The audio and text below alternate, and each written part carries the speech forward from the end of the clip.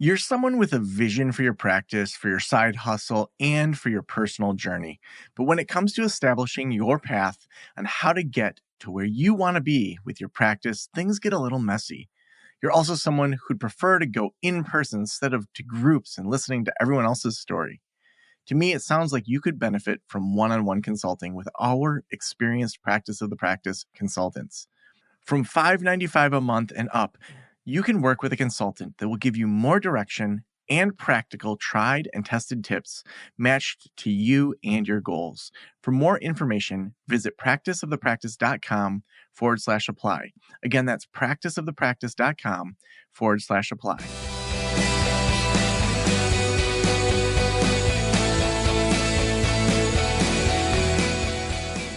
This is the Practice the Practice podcast with Joe Sanok, session number 1235.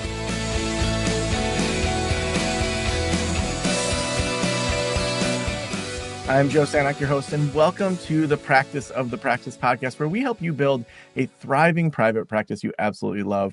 And we have been doing a series around high-performance mindset that has been just so awesome. I mean, talking with people that have Guinness Book of World Records, have done amazing things. To me, I've done one sprint triathlon, and that was enough for me. I enjoy hiking, I enjoy biking and paddleboarding and being active. But man, endurance athletes, people that do this at the level of scale that we've been talking is just kind of mind-blowing for me. And what's interesting, though, as I've interviewed a lot of these ultra athletes, is that even if I'm not an ultra athlete, and honestly, at this point, I don't think I want to be one. I mean, maybe these, I'm feeling like there's a lot of self-development that's come out of these interviews that I'm like, wow, am I missing out on a human experience that maybe I could really enjoy? But I'm realizing that some of these life lessons of enduring, of going through pain, of having long suffering through something that you know is bigger than maybe your current feelings is just so inspirational. It's something that is so applicable to so many different areas.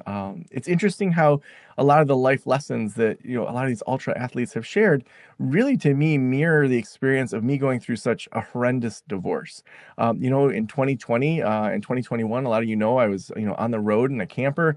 I'm living in national parks with my kids, and in the midst of that, went through a divorce and had to live with my kid's mom for like 2 months while I knew things were falling apart in this camper. And there's all sorts of stories that came out of that. But then my development of having to fast forward, just how do you stay stable in a very difficult situation?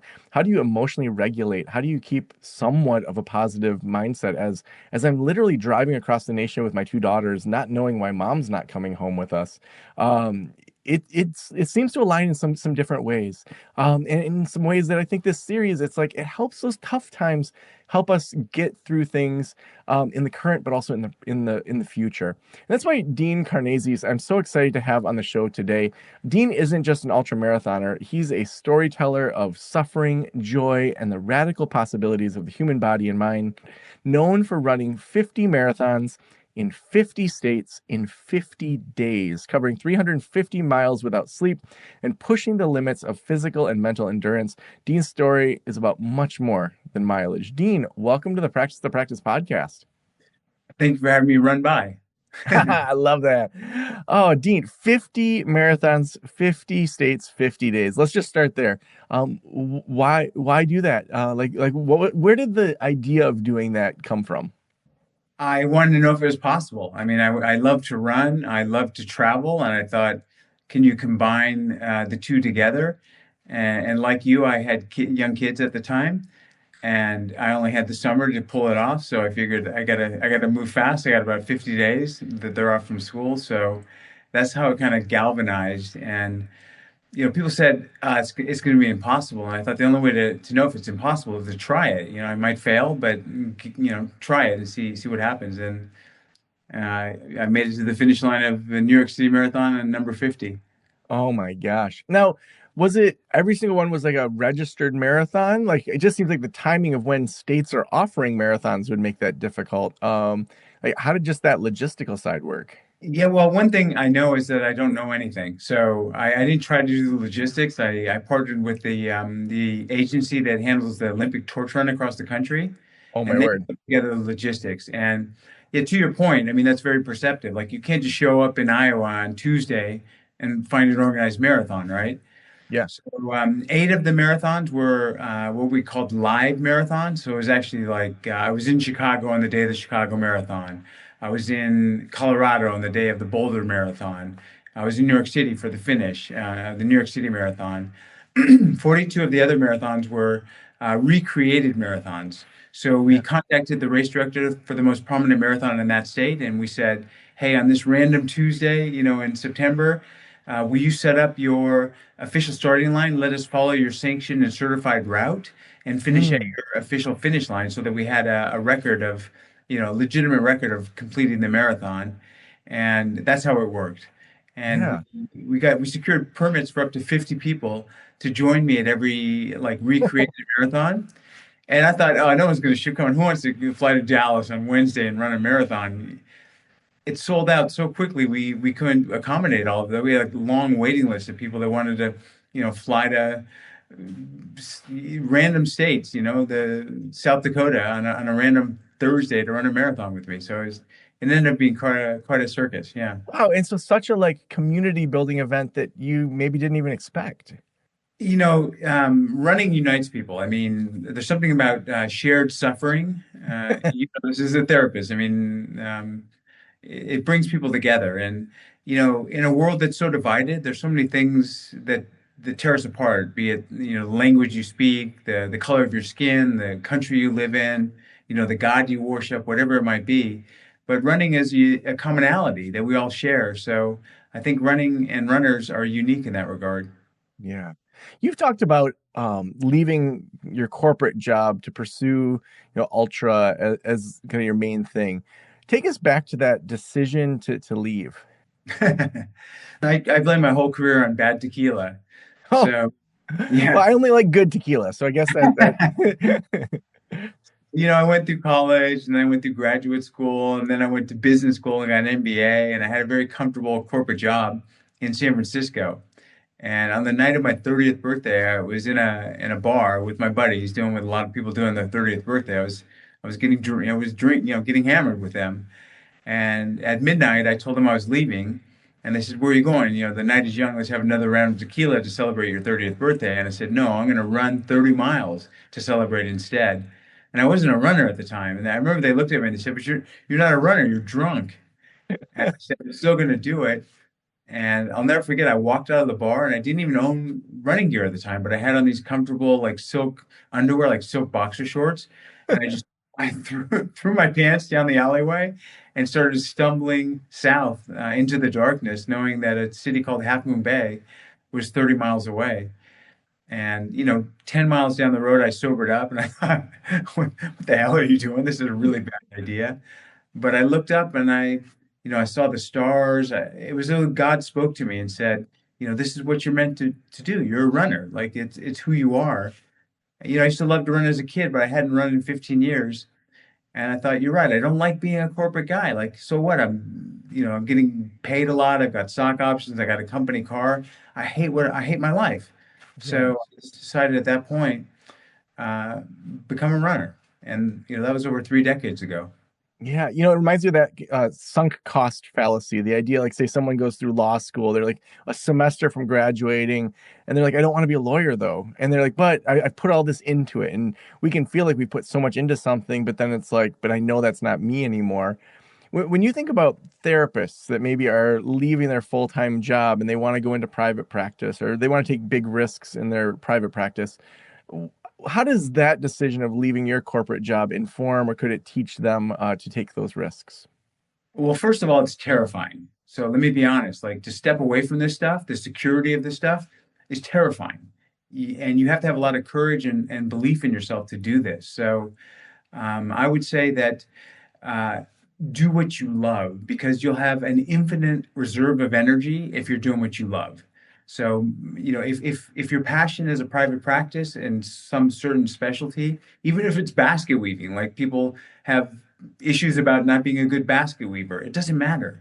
You can make a career of it if that's where your passion and your heart is. So, know that it is terrifying and that other people have done it. And and there's no security. I mean, you've got to be very comfortable with uncertainty because you never know what's going to happen. But I'll tell you what, you're either going to wake up when you're 60 and say, nah, I've been doing something that doesn't give me very much gratification, or you're going to say, I love what I'm doing, or you're going to say, I tried to do what I loved and I failed, but at least I tried. Mm.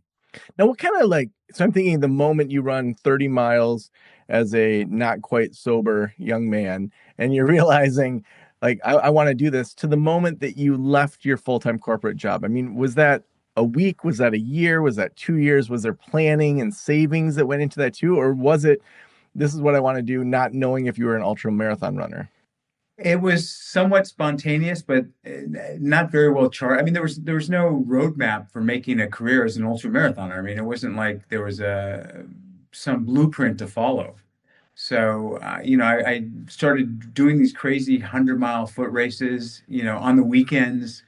I remember training at lunch, during my corporate job and going to the bathroom and showering in the sink. And then I decided I'd write a book about my adventures Mm, because I wanted to write a book, not because I wanted to be a bestseller. I just thought, hey, this is a good challenge. Writing a book is something that is a great accomplishment. And when my book came out, I thought if five of my buddies buy my book, I'll be lucky. And it became like an instant New York Times bestseller. And and it was stories about me running hundreds and 200s of miles at a time. But I realized there's power in ultramarathoning that translates into everyday life, that motivates people, that inspires and energizes people. So when the book came out, I thought, okay, people like this stuff. Like there's an audience. I can build a story around this, and I can make a go of it. So I resigned. mm. So, I mean, I'm just thinking there's the high of having people running with you as you're doing your 50 states and, all of that. There's a high of just like, yes, like this book's going well. And then there's also like runs that last more than 24 hours and you're just like alone in the darkness. Take me through the emotions of, man, the crowd's amazing, and then you're like alone in the middle of a desert or wherever. Like, what does that do to your brain? That's a good question. I mean, I'm an introvert by nature, so I ran the 50 marathons in 50 states in 50 days, and it became somewhat of a commercial enterprise. I mean, I had corporate sponsors. I had Toyota was a sponsor, the North Face, Timex watches, Nature's Path, and I had runners all over. There was television cameras following me, news stories, and eh, it lost a little bit of soul to me. I just love to run, just for nothing other than the pleasure of running. Mm. So after the 50 marathons, which finished in New York City, and I lived in San Francisco, which is all the way across the country, I decided that I'm just going to run back.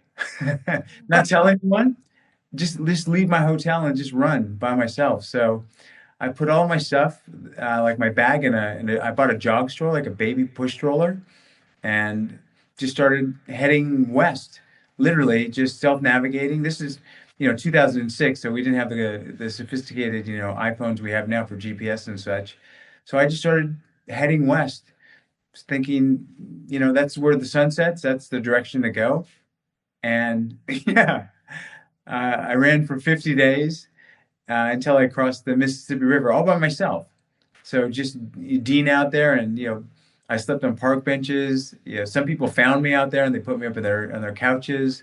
But it was just a very solo experience, very different than the commercial enterprise that running 50 marathons became. Yeah. Yeah. So it's like kind of finding your way back to like why you run instead of just like saying, well, this is my new career and worrying about kind of where the next paycheck's coming from. Exactly. I mean, just running for the pure pleasure of running and exploration. I mean, I love adventure, and when you're when you're running across New Jersey, uh, you know, uh, on a random Thursday, and someone sees you at 6 at night, and wondering what are you doing out here? Oh, I'm heading to California. Which way? Which way is the sunset? Yeah. Oh, man.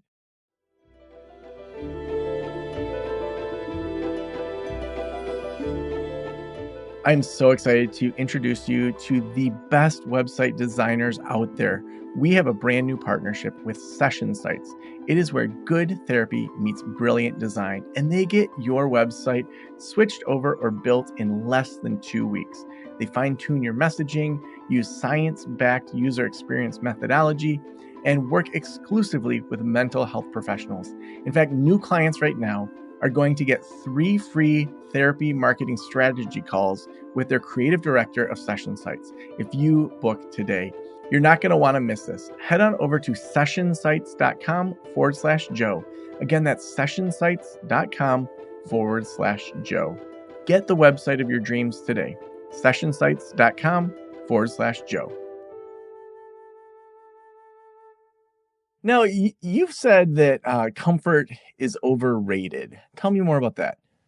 I mean, struggling is kind of the essence of being human, right? I mean, the human condition is about struggle, and ultimately we all face the same fate, and just that knowledge is it's a heavy weight to bear, isn't it? I mean, we lose our loved ones, we lose family, and then we lose ourselves. So, life is a struggle, and I think that we're most alive when we're struggling. I mean, if you ask a marathoner or an ultramarathoner, when do you feel most present? When do you feel most in touch with the universe and humanity and everyone else? They'll say it's in the middle of a race when I'm struggling to keep going. Like I don't know if I can make it another mile, and I still have 50 miles to go.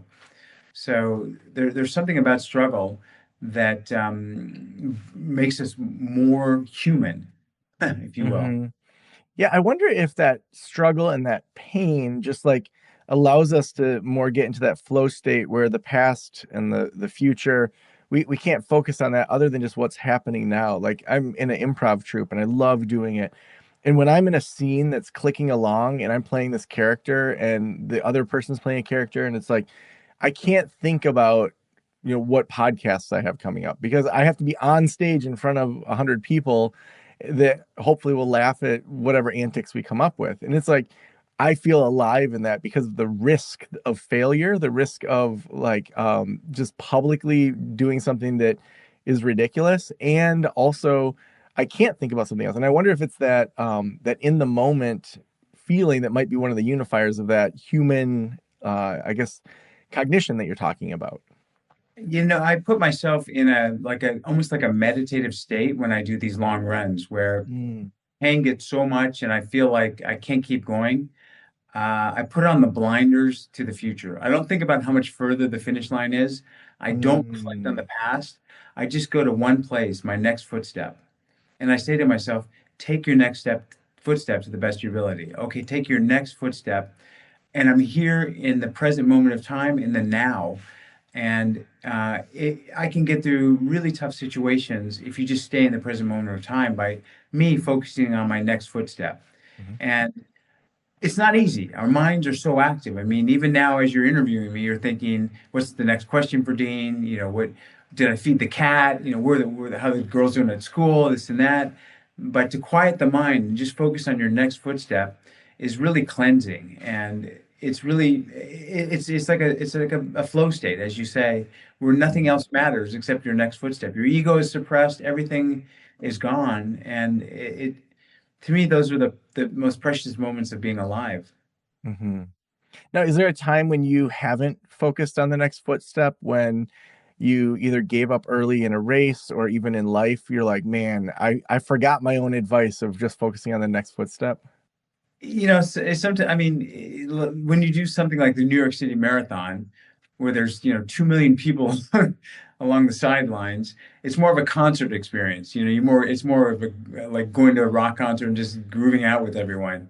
So it's not so much of a solo moment, but I think I've certainly have failed at races, but it's the only time I failed is when I thought, okay, you're going to do like a permanent injury to yourself. I mean, I've run Mm, 300 marathons and hundreds and hundreds of ultra marathons, and I've dropped out of maybe a handful, and that's because I thought if you keep going, you're going to ruin your career. You might not even live if you keep going. Yeah. yeah, yeah. Now, I'm wondering, have you ever struggled with like burnout or doubt or any of that kind of throughout this career? Fortunately, I haven't, and most of my peers have, and that's Yeah. because I don't just race. I mean, a lot of people that get into running, they quantify everything. I mean, technology nowadays, every run has got to be about something. Can you hit your cadence? Can you hit your PR? And you lose the magic of running. So I like to find the joy in running itself. Like I view running as a form of play. Mm, It's a man's form of play. And where I run, when I say running, I mean it's usually on trails in nature. So, having that relationship with nature to me is so important. And I think, unfortunately, so many people don't have a relationship at all with nature. yeah. They're never in nature, they're removed from nature. When I go and run an ultra marathon, it's typically on a trail. And, you watch the sunrise when you start, you watch the cycle of the sun through the day, you watch the sunset, you watch the moonrise, you see the stars come up, you watch the moon set, and then you watch the sunrise on the next morning. And you're out in nature the whole time.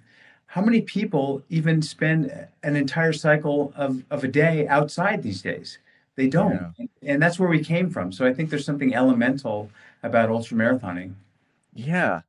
How would you say that running has informed the way you show up in the world? Like outside of running, like how are you changed in regards to how you show up now? Running holds a mirror up to you like no other sport. I mean, Mm, it reveals your shortcomings.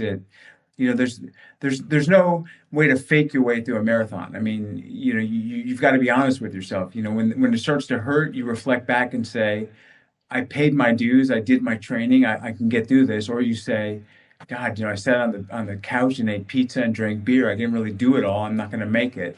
So running teaches you to be very honest with yourself, and I think that's helpful for anyone. Yeah, and it also teaches you, I'm 100% Greek. We kind of talked about that before the show. To know thyself. I mean, the Oracle of Delphi said, "Know thyself." How mm, do you get to know thyself? You don't by being in your comfort zone all the time. You've got to move outside of it and get really uncomfortable and put yourself in new situations to learn who you really are. mm. I love that. What's next? I mean, like, what are you thinking about, dreaming about? Like, what's next for you? Well, there's a race called the Badwater Ultramarathon, which is 135 miles across Death Valley in the middle of summer.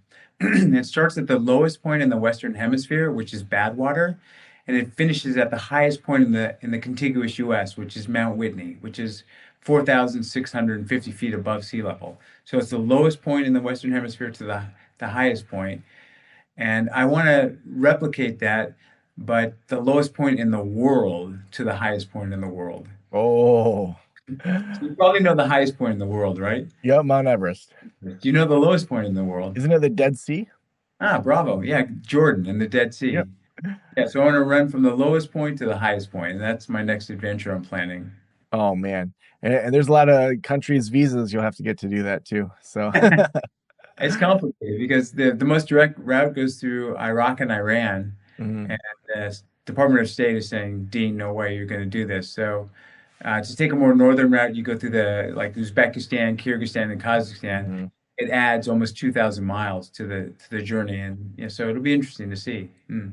Well, when you're in Namche Bazaar in Nepal, I hope you think of me. There's a pool table there in a bar. It's the only bar there and the only pool table. And if you slow down enough, I remember a fond game of pool coming down from Gokyo-ri. We went the Gokyo route instead of the Mount Everest route when I was there. So that sounds like an amazing trek for you to go from lowest to highest on Earth. Yeah, I mean, I like taking on these big adventures, and I've been trying to pull it off for the past 3 years. And I tell people I'm continually failing until I succeed. Yeah. Yeah. So for people listening that aren't, maybe into running, but they have a private practice, they have a business, they have a business that they're in it for their heart as much as they're in it for their money. They want to expand it, but not because they just want to make money, but because they want to have a bigger impact. What are maybe a handful of lessons that you've learned that you think directly apply to therapists that have private practices? I think don't neglect the importance of the physical body. So Mm, I think that, motion stirs emotion, that you can't just focus on the person's, mind and mindset. You have to encourage them to get more active. I mean, a healthy body, a healthy mind. And I really believe that. So I would say encourage your patients to run, maybe, or walk fast. And of course, you can't tell people to go run or walk fast if you don't do it yourself. So I encourage you to do Mm, the same.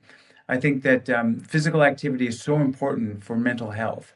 And I've faced a lot of trauma in my life, a lot of trauma, including losing my sister, who mm. was my best friend when we were teenagers in a car accident. Oh my gosh. I'll tell you, I mean, I know it sounds cliche, but running saved my life. I mean, the unbearable heaviness of being was on my shoulders, and when you run, it goes away. I don't know there's some magic in running. It's like the best drug ever because there's no side effects. Mm, I would say, really try to incorporate physical activity into your practice. The other thing I would say is try to look at the complete individual. So look at them through the lens of a whole person. And that doesn't just mean, the problems or the trauma they're facing. That means their diet as well, their sleep patterns, and their interpersonal relationships. All of these things are so integral into who we are. I mean, I know you know this, but don't compartmentalize someone's mental condition as some standalone entity. Look at it as a totality of who this person is. so awesome. Dean, if every private practitioner in the world were listening right now, what would you want them to know? I'll quote Socrates. The only thing I know is that I know nothing at all. Mm, So never assume anything. Keep an open mind. Be curious. Seek knowledge. Always, never stop learning. mm. So awesome. Dean, if people want to follow your work, get your book, where should we send them? Someone told me if you Google Dean, I'm the first Dean that comes up. So you can just Google my name. I mean, I've got a website. I'm on social media. I've written a few books as well. So yeah. Awesome. Well, we'll link all that in the show notes, or yeah, you own the SEO for Dean. That's awesome. Well, thanks so much for being on the show today. Yeah, let's go for a run next time. Sounds good.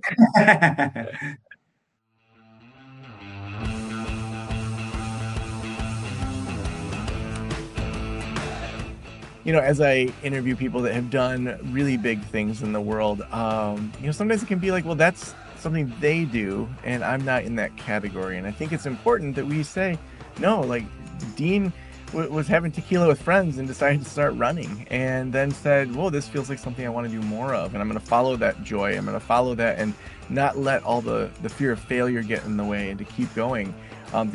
Literally put one foot in front of the other and not overthink what the future is. Such good lessons for our private practice, for how we live our lives, how we inspire our clients. Even that idea of saying, if we're going to recommend certain health habits for our clients, are we doing that same thing? I've started most mornings with a smoothie over the last, year and a half. That came out of when I was in St. Lucia with my daughter, and this guy there was talking about the power of fruit and the energy of the fruit, and he like really believed in like just the spirit of the fruit. And I'm like, I'm going to try this for a bit. And I found that I have more energy, that I really don't need my cup of coffee until probably 11. I enjoy it before 11 because I choose to do that, but not because I need it for the energy. Just finding those things to say, I'm going to just step into that. I'm going to take some small steps in the right direction and just experiment and play. When we grow our practices, sometimes it feels like we lose that play. We lose that original reason that we started our practice. And I want to just encourage you to go back to that. Find old journals when you were dreaming about what kind of practice you could build. I bet the practice you have now would have blown your mind 5 years ago. You say, I would love to have that practice. And right now, it may not feel big enough to you, but maybe to just sit in the appreciation of what you've already built and find that joy and find that play again. Maybe that's one of the next steps for you. We have our membership community, the Practice Academy, that is open for you. For every phase of practice, we have a track. So head on over to practiceofthepractice.com/memberships to read all about just how you can get support from other people that are growing practices, whether you're a small solo practice or a 7 or 8 figure group practice. We have a track for you. We could not do this show without our partners, and Session Sites is our newest partner. They help you optimize your website. They help make your website designed for engagement, and even better, your site's going to be live in 3 weeks. So whether you haven't touched it in years or you're starting from scratch, they have an awesome deal going on. Just head on over to sessionsites.com/Joe. Again, that's sessionsites.com/Joe to get that website that you absolutely deserve. Thank you so much for letting me into your ears and into your brain. Have a great day. I'll talk to you soon. Special thanks to the band Silence is Sexy for that intro music, and this podcast is designed to provide accurate and authoritative information in regard to the subject matter covered. It is given with the understanding that neither the host, the producers, the publishers, or guests are rendering legal, accounting, clinical, or other professional information. If you want a professional, you should find one.